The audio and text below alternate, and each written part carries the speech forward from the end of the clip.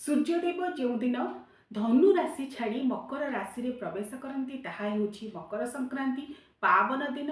से पावन दिन रे पावन पुरुषोत्तम महाप्रभु श्री जगन्नाथंकर पवित्र मकर चौरासी बेश अनुष्ठित हुए। तेबे आसंतु जानिबा महाप्रभुंकर से अतीव दिव्य भव्य मकर चौरासी बेश संपर्क।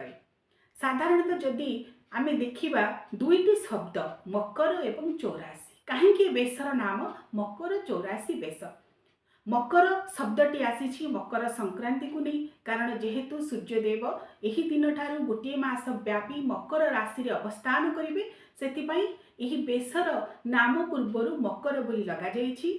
एवं 84 अर्थात 84 प्रकार स्वतंत्र भोग यही दिन प्रस्तुत करा जाई ठाकुर मानक पाखरे निवेदन करा जाए, जहाँ श्रीमंदिर वर्ष सारा जेते सब पर्वाणी भोग लगी करा जाए